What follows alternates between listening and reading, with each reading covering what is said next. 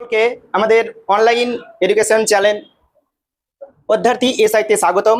আজ আমি তোমাদের ক্লাস 6 এর গণিতের টার্গেটের পেজ নম্বর 31 এর শিলিগুড়ি বয়েজ স্কুল এর সেকেন্ড সামেটিভের 2026 এর পরীক্ষার জন্য সেটটা করে দিব।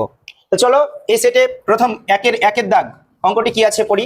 দুটি সংখ্যার গুণফল 1 হলে সংখ্যা দুটির মধ্যে সম্পর্ক কি?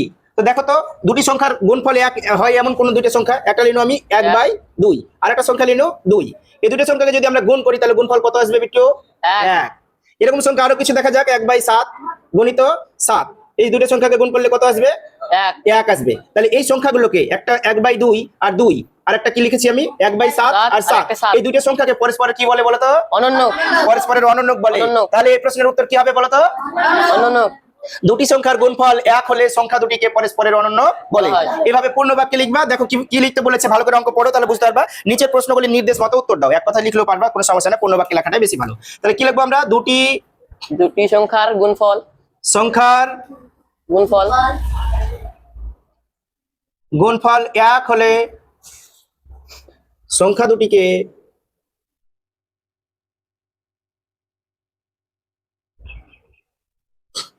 পরস্পরের অনন্যক বলে।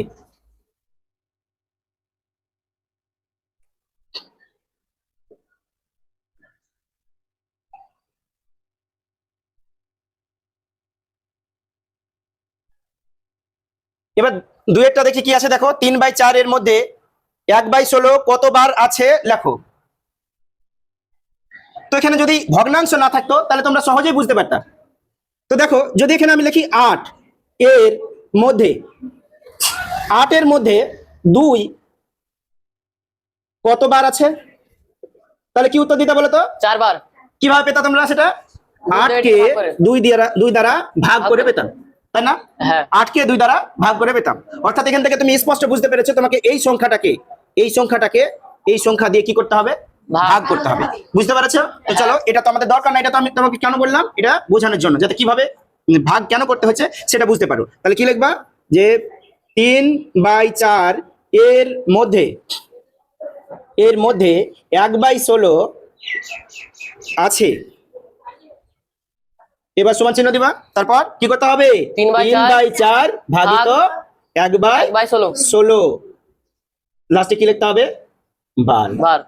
এবার দেখো 3/4 ভাগকে গুণ লিখলে কি হয়? উল্টে যায় স্যার। ঠিক তার পরের ভগ্নাংশটা উল্টে যায়। 4 4 16, 3 4 কত হবে? 12। উত্তর কত হলো? 12 বার। আশা করি সবাই বুঝতে পেরেছো। ভিডিওটা পজ করে তোমরা লিখে নিবে। চলো এবার 3 এর অঙ্কটা দেখা যাক। 0.1 গুণিত 0.1 গুণিত 0.1 এর মান কত? আচ্ছা বলো তো, তোমরা কি পরীক্ষাতে এই কোশ্চেনটা লিখবা নাকি ডাইরেক্ট প্রশ্নটাকে উত্তর করতে লাগবা? ডাইরেক্ট উত্তর করতে লাগবা, প্রশ্ন লিখবা না। কি লিখবা তাহলে তোমরা? 0.1 গুণিত 0.1 গুণিত 0.1। এবার বলো তো মাসুম, 1 এর সাথে 1 গুণ করলে কত হয়? 1 এর সঙ্গে 1 গুণ করলে 1, আবার 1 গুণ করলে 1। এভাবে যদি সারা জীবন ধরে 1 করে গুণ করে চলে যায় তাও কত আসবে? 1 আসবে। তাহলে গুণ করে গুণফল 1 আসবে লিখে নিলাম, ঠিক আছে? এখানে কয় ঘর আগে দশমিক আছে? 1 ঘর। এখানে কয় ঘর আগে দশমিক আছে? 1 ঘর। এখানে কয় ঘর আগে দশমিক আছে? 1 ঘর। মোট 3 বার 1 যোগ করলে কয় ঘর আগে দশমিক আছে? 3 বার। 3 ঘর আগে দশমিক। তো এখানে তো একটাই সংখ্যা আছে, তাহলে 3 ঘর আগে কি করে করব স্যার? স্যার দুটো শূন্য লাগাতে হবে। আর দুটো শূন্য লাগাবো। ভেরি গুড, দুটো শূন্য লাগিয়ে দিলাম, এখানে লিখে দিলাম। তাহলে উত্তর হলো কি? 0.001। অ্যানসার বা উত্তর যা খুশি লিখবা। হয়েছে। চলো এবার আমরা চারটা বোঝার চেষ্টা করি। প্রদত্ত দশমিক ভগ্নাংশকে শতকরায় প্রকাশ করো। তাহলে দশমিক ভগ্নাংশটা কি আছে? 2.5। এটা সমান দিয়ে দশমিক তুলতে জানো? দশমিক তোলার জন্য নিচে কত আসবে? 10। 1 ঘর আগে দশমিক আছে তাই নিচে আসবে 10। একে শতকরায় প্রকাশ করতে গেলে কয় দিয়ে গুণ করতে হবে? 100 দিয়ে গুণ করতে হবে। একটা করে শূন্য কেটে গেল। বুঝতে পেরেছো? তাহলে 25 কে 10 দিয়ে গুণ করলে কি হয়? 25 এর গায়ে শূন্যটা বসে যায়, তাহলে 250%। বুঝতে পেরেছো? চলো এবার 5 এর দাগের অঙ্কটা দেখি। 1 এর 5 বলছে কোনটি মিশ্র আবৃত দশমিক সংখ্যা লেখো। এখানে দুটো সংখ্যা আছে, একটা কি 0.272 পৌনঃপুনিক আর একটা 0.1.1.4 পৌনঃপুনিক। এখানে দেখো 1 থেকে 4 এর মাথায় পৌনঃপুনিক আছে, মানে এই সংখ্যাগুলো 1 4 4 1 4 4 বারবার রিপিট হবে, পুনরাবৃত্তি হবে।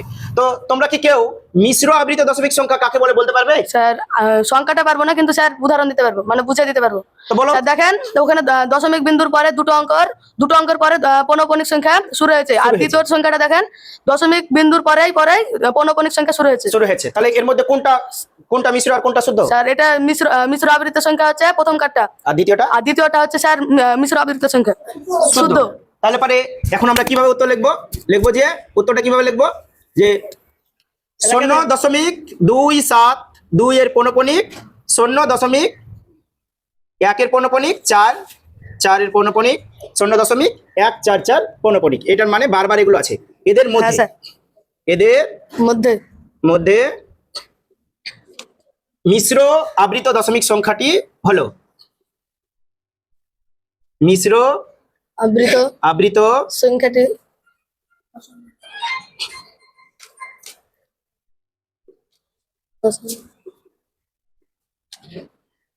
হলো কোনটা বলো? 0.272 এর পৌনঃপুনিক, তাই না? হ্যাঁ বুঝতে পেরেছো? হ্যাঁ স্যার। আচ্ছা এবার দেখো, শূন্য ও ধনাত্মক পূর্ণ সংখ্যাগুলিকে কিরূপ সংখ্যা বলে? এটা কার সংখ্যা বলতে পারবা? স্যার এটা অখণ্ড সংখ্যা। এটা অখণ্ড সংখ্যা ঠিকই বলেছো। এই দেখো, তোমরা সংখ্যা রেখা পড়েছো? হ্যাঁ স্যার। তো সংখ্যা রেখাতে এরকম দুই দিকে দুটো তীর চিহ্ন থাকে, মানে হ্যাঁ। একটা রেখা, তার উপরে একটা নির্দিষ্ট নিয়মে সংখ্যাগুলো সাজানো থাকে। এইদিকে থাকে সংখ্যার বাঁ দিকে থাকে মাইনাস গুলো, জিরো সংখ্যার হ্যাঁ বাঁ দিকে থাকে ঋণাত্মক গুলো, তাই না? হ্যাঁ স্যার। আর ডান দিকে থাকে কোনগুলো? ধনাত্মক গুলো। ধনাত্মক। ডান দিকে ধনাত্মক গুলো। এই যে আমি এখানে যেটা করলাম সেটাকে কি বলে গো মাসুম? এখানে স্যার সংখ্যা রেখা। সংখ্যা রেখা। সংখ্যা রেখায় শূন্য, এটা দেখতে পাচ্ছ? হ্যাঁ। শূন্য থেকে শূন্যের এই ডান দিকের এই সংখ্যাগুলোকে কি বলে? অখণ্ড অখণ্ড সংখ্যা। অখণ্ড অখণ্ড সংখ্যা। সংখ্যা। অখণ্ড সংখ্যা। তো শুনুন, যদি আমরা শূন্যটা বাদ দিই, 1 থেকে শুরু করি, তাহলে এগুলোকে বলে স্বাভাবিক সংখ্যা। কি বলে? স্বাভাবিক সংখ্যা। আর যদি শূন্য থেকে ডান দিকে ধনাত্মক গুলো হলি আর বাঁ দিকে ঋণাত্মক গুলো হলি, তাহলে এগুলোকে বলে কি? পূর্ণ সংখ্যা। কি বলে? পূর্ণ সংখ্যা। পূর্ণ সংখ্যা। সেগুলো তোমরা ক্লাসে শিখেছো। তাহলে এখন দেখো, শূন্য ও ধনাত্মক পূর্ণ সংখ্যাকে কিরূপ সংখ্যা বলে? শুধু আমরা অখণ্ড এই সংখ্যা কিরূপের বলে। জায়গায় কি লিখে দিব? অখণ্ড। কি অখণ্ড লিখে দিব? সংখ্যা। অখণ্ড। তাহলে উত্তর লিখবো এভাবে, শূন্য যে ও শূন্য, ধনাত্মক বলো বলো বলো, আমি শূন্য লিখছি। ও ধনাত্মক ধনাত্মক পূর্ণ সংখ্যাগুলিকে পূর্ণ সংখ্যাগুলিকে অখণ্ড সংখ্যা বলে।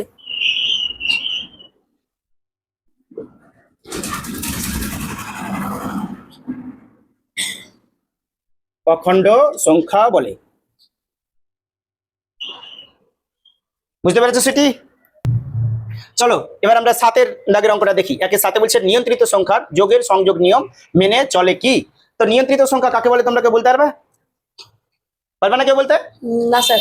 আচ্ছা ঠিক আছে, দেখো নিয়ন্ত্রিত সংখ্যা কাকে বলে। সংখ্যা রেখায় ডান দিকে প্লাস চিহ্ন সংখ্যাগুলো দেখেছিল, মনে আছে? হ্যাঁ ডান দিকে কি দেখেছিল? প্লাস চিহ্নের সংখ্যাগুলো। আর বাদিকে শূন্যের বাদিকে কি দেখেছিল? মাইনাস চিহ্নের মাইনাস। সংখ্যাগুলো।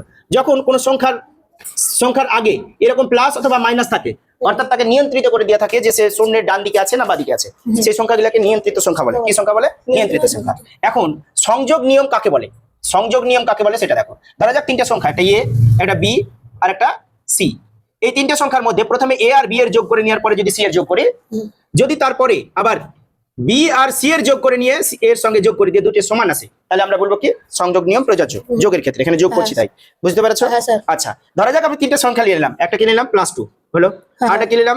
-3 নিলাম, ঠিক আছে, আরেকটা নিলাম +7। এখন এই নিয়ম অনুযায়ী এই দিকটা দেখি বসিয়ে কি হয়, মানে প্রথম দুটো যোগ করে, তাহলে +2 যোগ -3 3 ব্র্যাকেটের মধ্যে নিব, যোগ +7। দেখো তো প্লাস আর মাইনাসে কি হবে? মাইনাস হবে। যখনই এই ব্র্যাকেটটা খোলা যাবে তখন +2 -3 +7। এটা বুঝতে পেরেছো? হ্যাঁ স্যার। এবার এই পাশে লিখছি, দেখো এখান থেকে তিনটা বড় আর বড়র আগে মাইনাস আছে, হ্যাঁ স্যার। তাহলে এটা -1 হবে। কত হবে? -1 +7। এখানে উত্তর কত হচ্ছে? +6। কেন? 1 বিয়োগ করলে 7 থেকে 6 হয়েছে। বড় যে তার আগে চিহ্নটা বসবে। এবার দেখি আমরা লাস্ট টেকা দুটো সংখ্যাকে যোগ করে একই মান আসছে কিনা। আগে কোন দুটো যোগ করবো বললাম? লাস্ট টেকা দুটো। তারপরে দেখো +2 রেখে দিলাম, যোগ ব্র্যাকেটের মধ্যে রাখছি -3 যোগ +7। এবার দেখি একই মান আছে কিনা। +2 প্লাস এখানে -3, প্লাসে প্লাসে কি হয় মাসুম? প্লাসে প্লাসে মাইনাস। প্লাসে প্লাসে প্লাস হয়। ভালোভাবে ভাবে চিন্তা উত্তর দাও। তারপরে দেখো এখানে +2 প্লাস এখানে দেখো 7 থেকে 3 বিয়োগ করলে কত হবে? কত হবে? 7 থেকে 4 হবে স্যার। 4 হবে। তো দেখো 7 বড় তাই প্লাস থাকবে, আবার প্লাসের সাথে প্লাস গুণ হয়ে প্লাস হয়ে যাবে। তাহলে দেখো +2 +4 মিলে +6 আসছে। এবার বলো তো দুইটা এক সমান আসছে না সমান আসছে না? সমান আসছে স্যার। সমান আসছে। তাহলে যোগের সংযোগ নিয়ম, নিয়ন্ত্রিত সংখ্যার যোগের সংযোগ নিয়ম মেনে চলে কি? হ্যাঁ স্যার হ্যাঁ মেনে চলে, মেনে বুঝতে চলে। পেরেছো? তো আমাদের কি পরীক্ষার খাতায় এরকম করে দেখাতে হবে? না, না শুধু স্যার। এক কথায় উত্তর এক দিতে কথায় হবে, উত্তর লেখা মেনে দেবো। চলে। মেনে চলে। আচ্ছা কি করে বুঝবো স্যার যে এক কথায় উত্তর দিতে হবে? তার কারণটা শুনুন মন দিয়ে। কি করে বুঝবো যে এক কথায় উত্তর দিতে হবে? এখানে কয় হ্রস্বই কি আছে না কয় দীর্ঘই কি আছে? কয় হস্যই কি আছে? যখন কয় হ্রস্বই কি থাকে তখন তাই উত্তর এক কথাই, তখন কেমন ভাবে উত্তর চাই? এক কথায়। আর যদি কয় দীর্ঘই কি থাকে তাহলে পূর্ণ বাক্যে উত্তর চাই, বুঝতে পেরেছো? হ্যাঁ স্যার। তাহলে এখানে কি লিখবো? যে মেনে চলে, বুঝতে পেরেছো? এটাও এক কথায় এর থেকে ছোট আর হবে না, যে মেনে চলে, মেনে চলে। চলে। তো এখন প্রশ্ন হলো কি মেনে চলে? প্রশ্ন তো পড়ে নেবেন স্যার, কি মেনে হ্যাঁ। চলে, তাই না? তো চলো 8 নম্বরটা দেখি। একটি আয়তঘনের কয়টি প্রান্ত বিন্দু আছে? আয়তঘন কাকে বলবে বলে জানো তো নাকি? হ্যাঁ স্যার। বলো দেখি, একটা উদাহরণ দাও দিন আয়তঘনের। স্যার আয়তঘনের একটা উদাহরণ স্যার ইট। ইট। তো বলো আয়তঘনের প্রান্ত বিন্দু কটা আছে? মানে স্যার ইটের 8টি কটা? আছে। সত্যি 8টি হ্যাঁ আছে? স্যার। স্যার আচ্ছা। নাহলে আপনি স্যার ইট একটা ইট এঁকে দেখেন। আচ্ছা দেখছি স্যার তোমার কয়টি কোণ আছে? ঠিক আছে, এই দেখো মোটামুটি ইট হয়েছে তো নাকি? হ্যাঁ স্যার। আচ্ছা এর কোনগুলো প্রান্ত বিন্দু বলে বলো তো? স্যার এই তো কোণাগুলি। এই কোণাগুলো এখানে একটা, এখানে একটা, এখানে একটা, এখানে একটা। নাম দিয়ে দিই, এটা ইয়ে দিনো, এটা বি দিনো, এটা সি আর এটা ডি। একইভাবে নিচেও নাম দিব। এটাকে কি নাম দিনো? ওটা ই, এটা এফ, এফ, এটা জি, তারপরে আরেকটা নাম দিয়ে দাও এইচ। এই কোণাগুলোকে কি বলে? প্রান্ত বিন্দু। কি বলে? প্রান্ত বিন্দু। অর্থাৎ আয়তঘনের ধারগুলো এসে যে বিন্দুতে মিলিত হয়, একটি আয়তঘনের পরস্পর 3টে লম্ব ধার যে বিন্দুতে এসে মিলিত হয় তাকে কি বলে? প্রান্ত প্রান্ত বিন্দু। বিন্দু। কটা আছে? 8টি। আটটা। কটা আছে? 8টি। তাহলে উত্তর কি লিখবো? একটি একটি আয়তঘনের প্রান্ত এখানে শুধু বিন্দুর 8 বসিয়ে সংখ্যা দিবো। হলো 8টি। হ্যাঁ, একটি আয়তঘনের 8টি আয়তঘনের প্রান্ত বিন্দু আছে।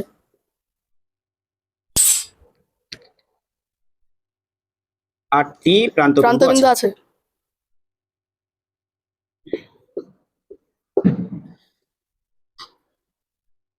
পরীক্ষার খাতায় তোমরা যদি ছবিটা দেখাও তো ডান দিকে রাখতে দেখাবে, সমস্যা নাই, দেখাতে পারো, দেখালে ভালো। আচ্ছা ঠিক আছে।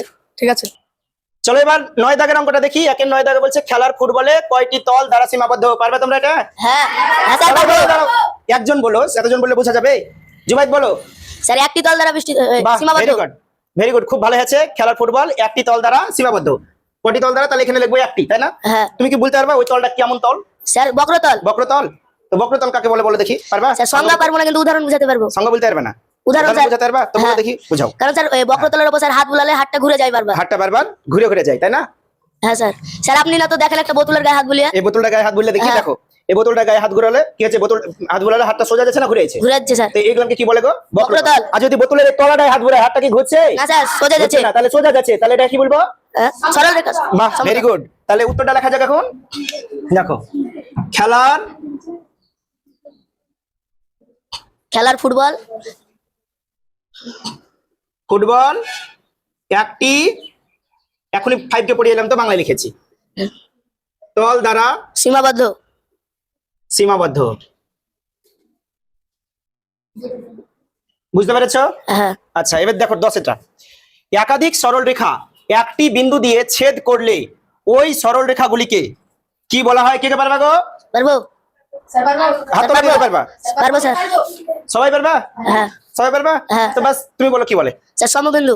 সমবিন্দু সরল রেখা বলে? হ্যাঁ। আচ্ছা ছবি একা দেখা যাক কি বলে। দেখো এ ধারে একটা বিন্দু, এখান দিয়ে একটা সরল রেখা গেল, এই আর একটা সরল রেখা গেল, এই আর একটা সরল রেখা গেল। তো এই সরল রেখা গুলো একটা বিন্দুর উপর দিয়ে যাচ্ছে, এই সরল রেখা গুলো কি বলা হয়? সরল রেখাগুলোকে সমবিন্দু সরল রেখা। তাহলে একাধিক সরল রেখা একটি বিন্দু দিয়ে বিন্দুতে ছেদ করলে ওই সরল রেখাগুলিকে কি বলা হয়? সমবিন্দু। কি এর জায়গাতে আমরা লিখে দেবো সমবিন্দু। সমবিন্দু সরল রেখা। সরল রেখা এইটুকু লিখে দিলেই, বাকি সব দেখে দেখে লিখে দিলেই হয়ে যাবে। ছবিটা এইভাবে তোমরা ডান দিকে দিতে পারো, হ্যাঁ, তারপরে দেখে দেখে লিখে দিবা, প্রশ্নপত্র দেখে দেখে। তোমরা কিন্তু প্রশ্নে এই যে উত্তরটা এই যে দেখতে পাচ্ছ, সেখান থেকে প্রশ্নের হ্যাঁ, স্যার। খাতাতে কিন্তু এটা তুলে আনবে না, ডাইরেক্ট উত্তরটা দিবা। একাধিক সরল রেখা সরল রেখা একটি বিন্দুতে ছেদ করলে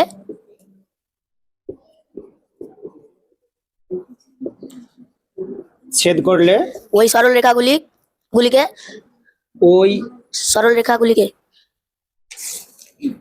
সরল রেখা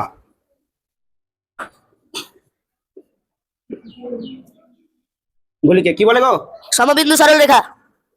সমবিন্দু।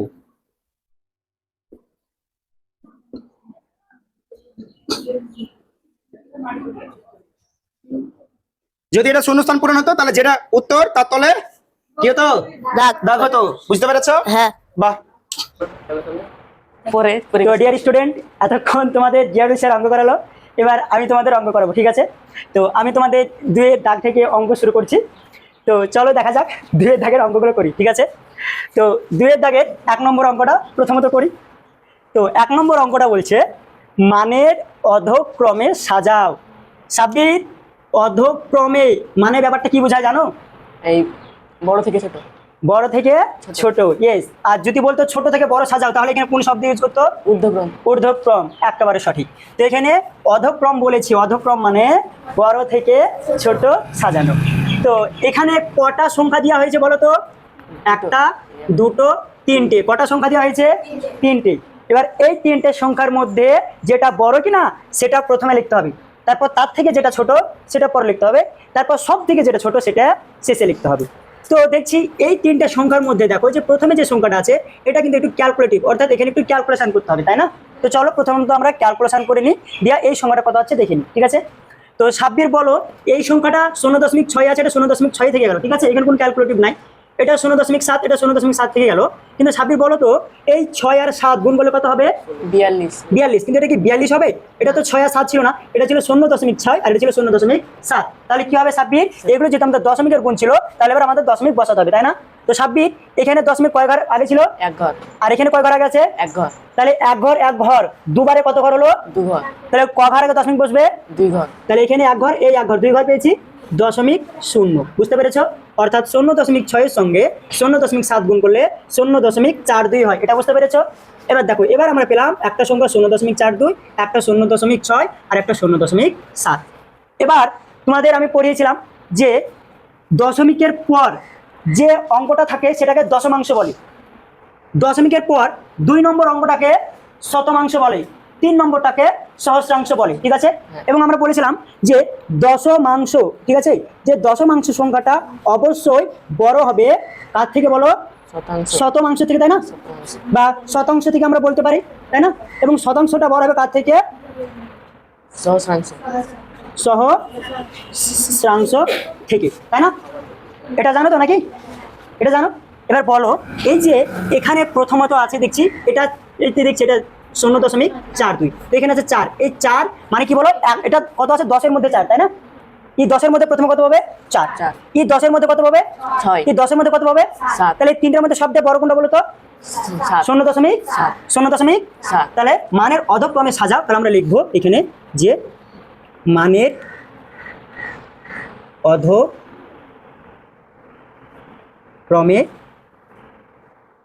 সাজাই, আমরা এটা লিখবো, তাই না? দিয়ে এবার আমরা বলো সব থেকে বড় 0.7, এটা বুঝতে পেরেছো? হ্যাঁ। বুঝতে পেরেছো? হ্যাঁ। বুঝতে পেরেছো?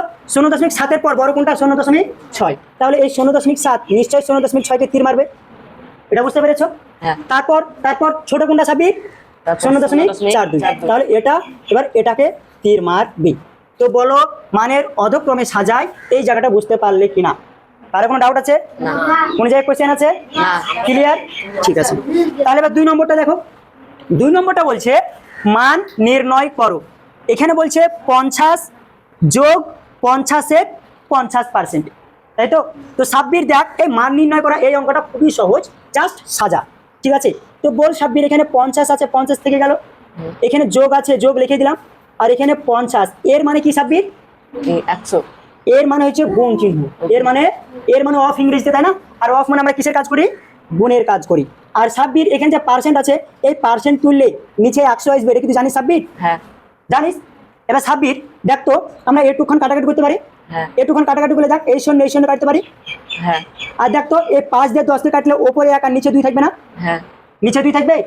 এই 2 দিয়ে দেখ তো, এই 50 দিয়ে কাটতে পারি। হ্যাঁ। এই 2 দিয়ে 50 দিয়ে কাটলে কত হবে সাব্বির?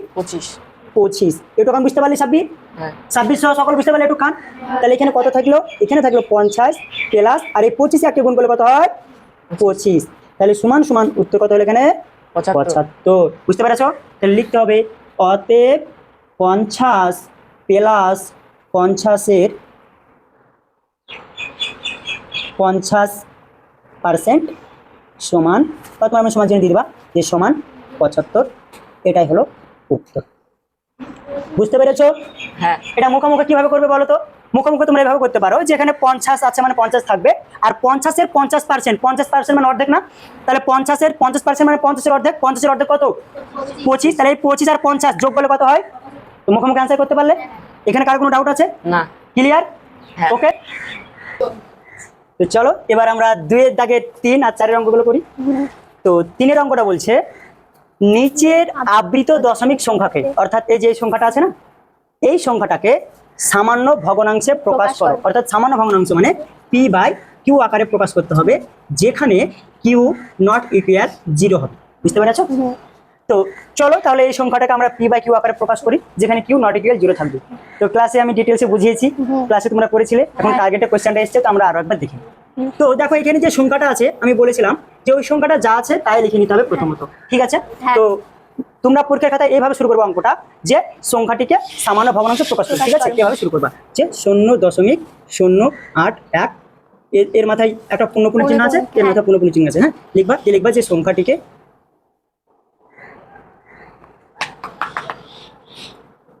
সামান্য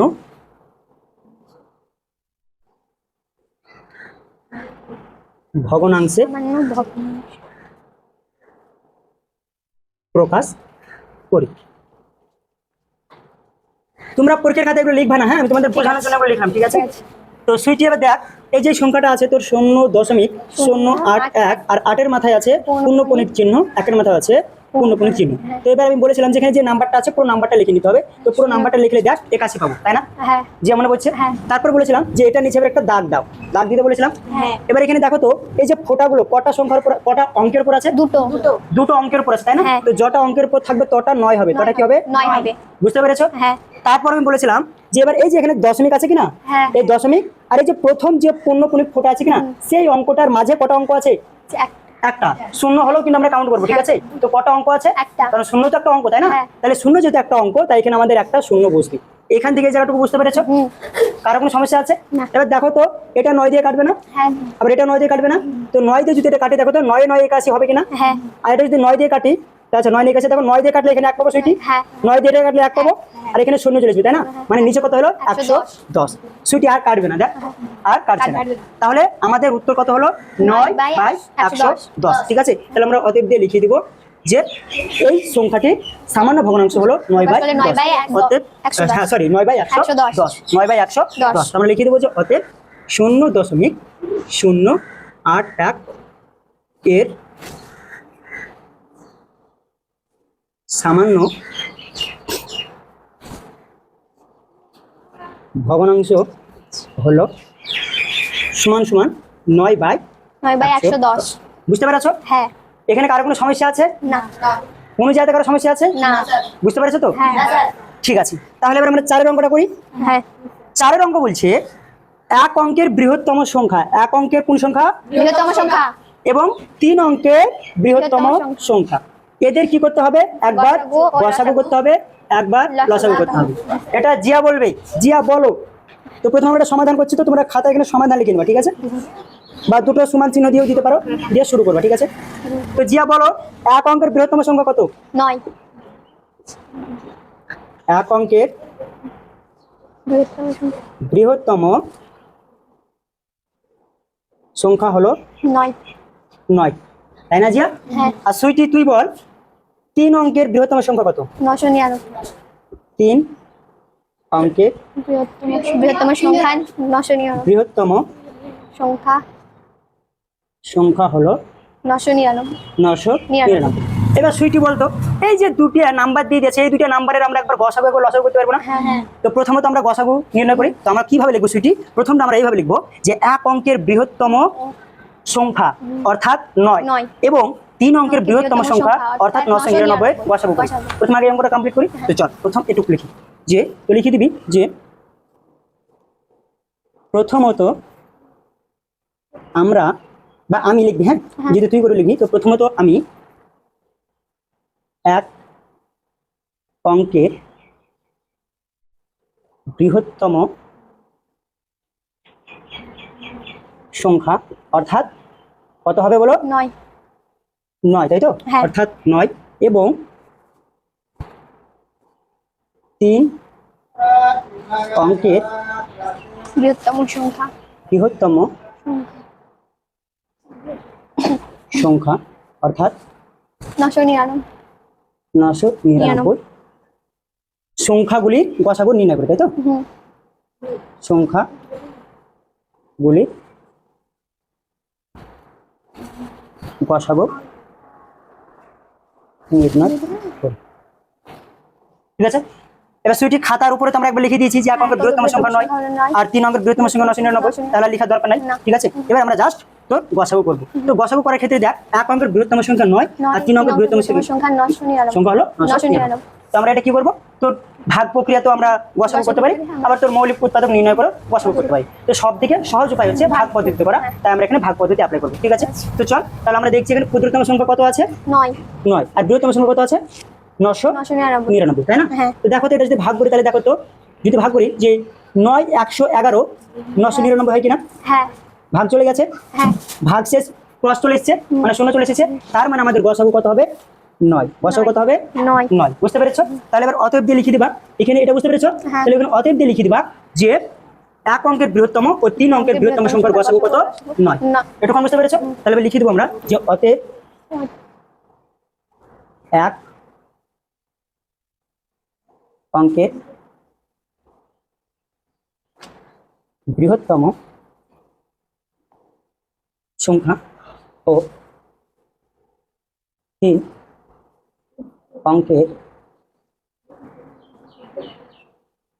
বৃহত্তম সংখ্যার গসাগু হলো 9। চলো একটুখানি লিখে নাও, তারপর আমরা এবার লসাগুটা নির্ণয় করবো। একটুখানি বুঝতে পেরেছো? হ্যাঁ কার কোনো ডাউট আছে? না। আচ্ছা, এটাকে কি আমি মৌলিক উৎপাদকে নির্ণয় করে দেখাবো কি না? পারবে? পারবো। পারবে? তো ঠিক আছে, ভিডিওটা পজ করো। তো সুইটি দেখ আমাদের গসাগু নির্ণয় করার কাজ কমপ্লিট হয়ে গেল। হ্যাঁ। এবার আমরা কি করবো, লসাগু। তো আমরা লিখে দেবো দ্বিতীয়ত আমি এক অঙ্কের বৃহত্তম সংখ্যা অর্থাৎ 9 এবং 3 অঙ্কের বৃহত্তম সংখ্যা অর্থাৎ 999 সংখ্যাগুলির লসাগু নির্ণয় করি।